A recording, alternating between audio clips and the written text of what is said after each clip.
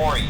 I'm finishing up my last week now, as a matter of fact, so I know it can be a bit overwhelming, but I'm here to tell you there's nothing to worry about. You'll do fine. So let's just focus on getting you through your first week, okay?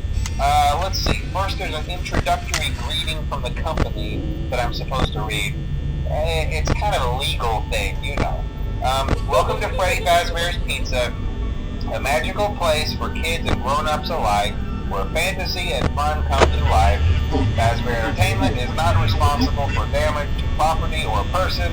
Upon discovering that damage or death has occurred, a missing person report will be filed within 90 days or as soon as property and premises have been thoroughly cleaned and bleached and the carpets have been replaced. Blah, blah, blah.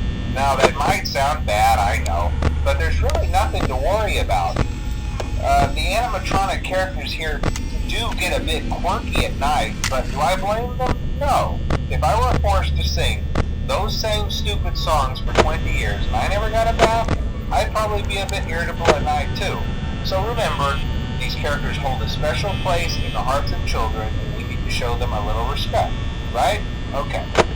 So just be aware, the characters do tend to wander a bit. They're left in some kind of free roaming mode at night. Something about their servos locking up if they get turned off for too long. They used to be allowed to walk around during the day too, but then there was the bite of 87. Yeah, it's amazing that the human body can live without the frontal lobe, you know? Now, concerning your safety, the only real risk to you as a night watchman here, if any, is the fact that these characters, if they happen to see you after hours, probably won't recognize you as a person. They'll most likely see you as a metal endoskeleton without its costume on. Now, since that's against the rules here at Freddy Fazbear's Pizza, they'll probably try to forcefully stuff you inside a Freddy Fazbear suit.